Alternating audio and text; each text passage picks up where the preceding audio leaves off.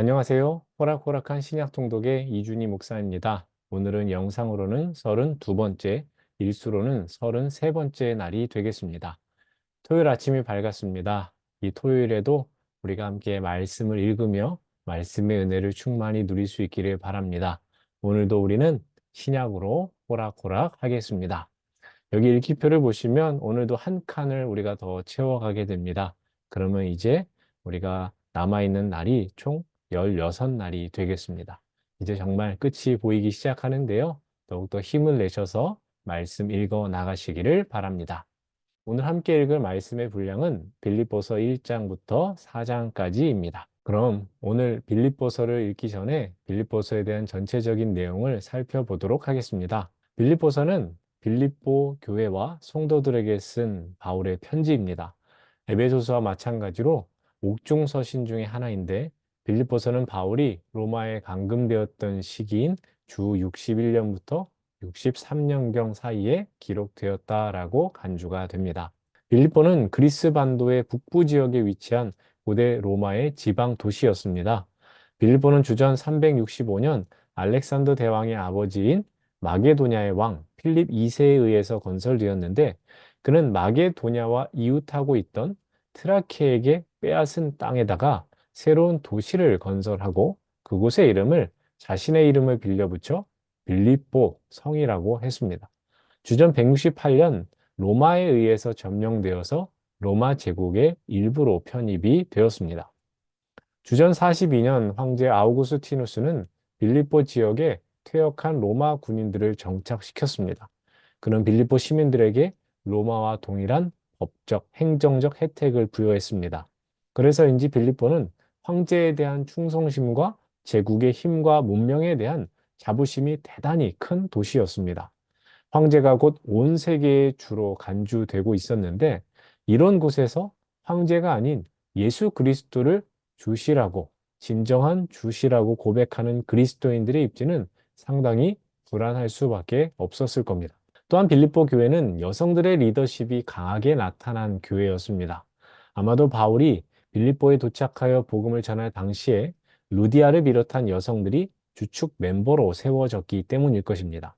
그런데 빌립보 교회 내 이 여성 리더들로 추정되는 이들이 서로 부딪힘이 있어서 빌립보 교회는 내부적으로 어려움을 겪었습니다. 사도행전 16장에서 바울이 어떻게 빌립보에 복음을 전했고 교회를 세웠는지가 나옵니다. 바울이 2차 선교 여행에서 유럽의 첫 관문인 빌립보에 도착하여서 교회를 세웠습니다. 바울과 빌립보 교회는 매우 특별한 관계를 유지했습니다. 빌립보 교회는 바울의 선교 사역에 재정적으로 적극적으로 동참했고 바울이 로마의 감옥에 있을 때에도 에바브로디도 편에 그를 물질로 도왔습니다. 다른 선교지에서와는 달리 바울은 빌립보 교회의 후원을 감사함으로 받습니다. 빌립보서의 주제는 주 안에서의 기쁨입니다. 그래서 빌립보서는 어떠한 상황과 환경 속에서도 그리스도를 믿는 사람의 영혼이 어떻게 평안과 기쁨을 누릴 수 있는지에 대해 쓰여 있습니다. 빌립보서를 기록한 목적은 크게 네 가지입니다.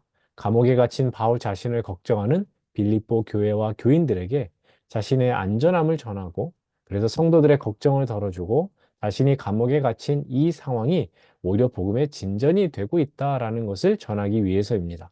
두 번째로 빌립보 교인들이 에바브로디도 편에 보내준 헌금에 대해서 감사하기 위해서이고 세 번째로 빌립보 교회에서 발생한 내분을 해결하기 위해서입니다. 마지막으로 유대주의자들의 바울에 대한 비방과 공격, 그리고 거짓 복음의 맞섬으로 교회의 거룩과 순결을 지키기 위해서 빌립보서가 쓰였습니다.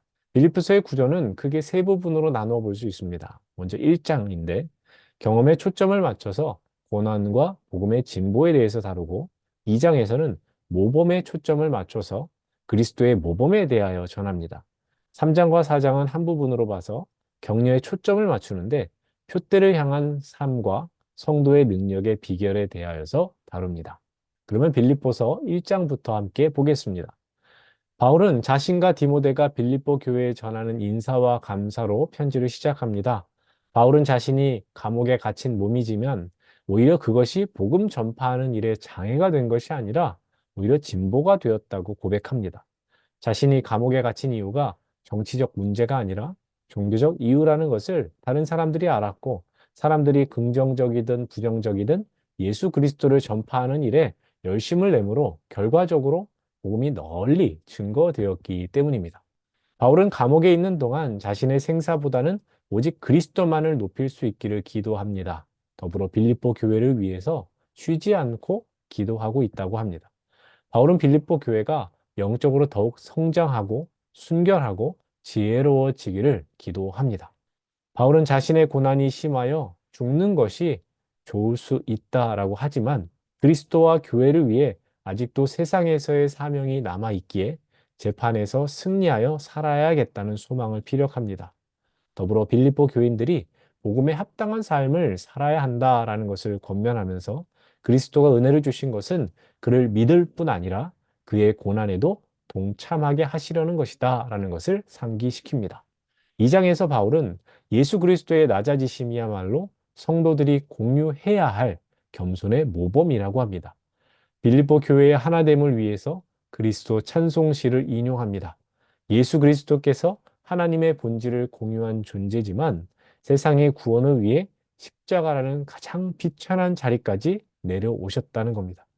이것이 가능한 이유는 예수 그리스도께서 신성이 충만한 분이시기 때문이라고 합니다.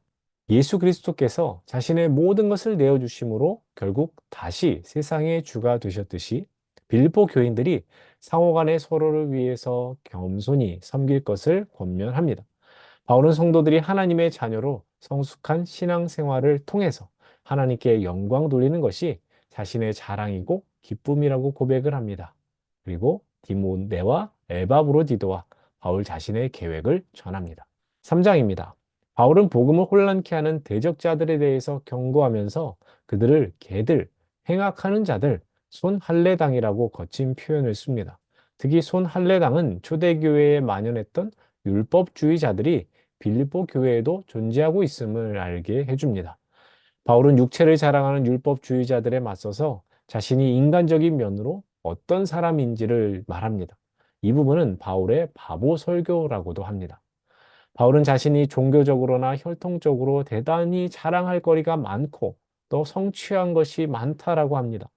자신이 유대교의 율법으로는 누구 못지않은 정통 바리새파였지만 그리스도를 위하여 그 모든 유산의 자랑을 배설물로 여긴다고 합니다.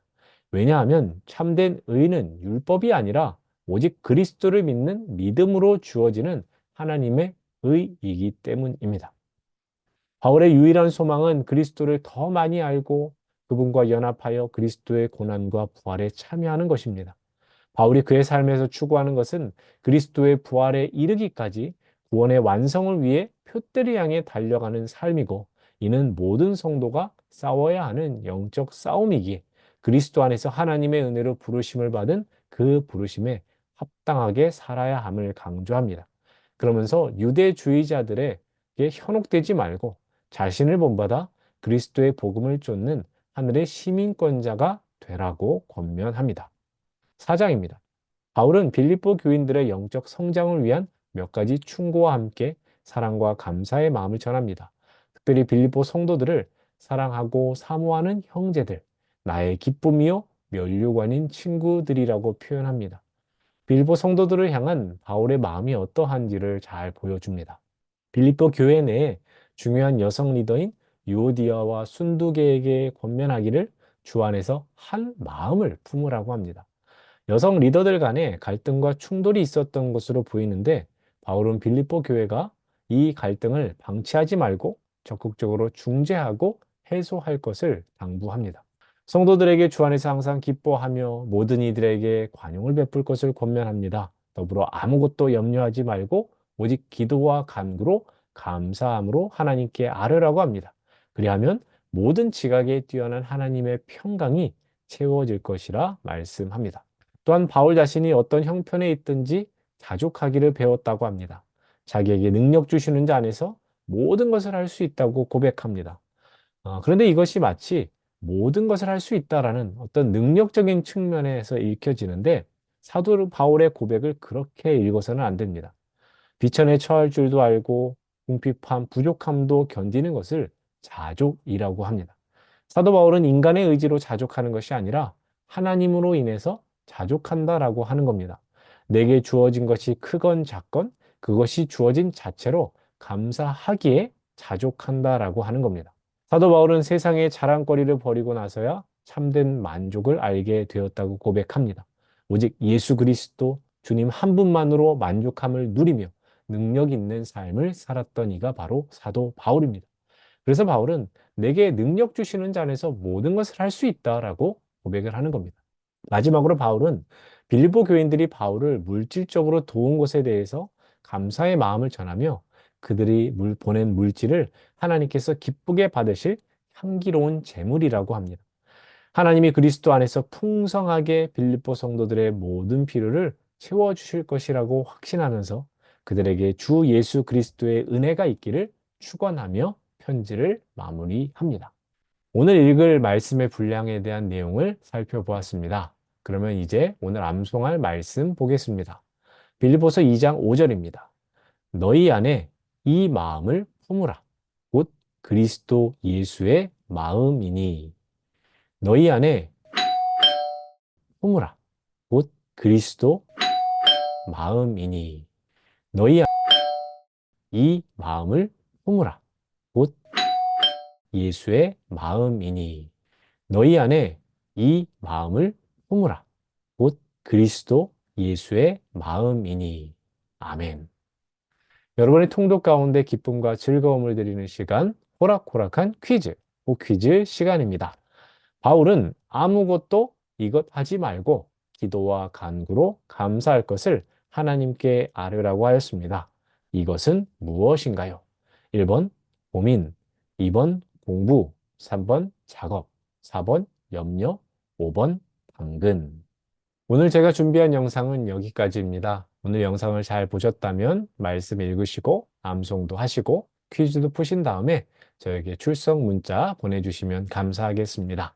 그럼 저는 내일 아침 새로운 영상으로 다시금 여러분들 찾아뵙도록 하겠습니다. 오늘도 우리는 신약으로 호락호락 합니다. 감사합니다.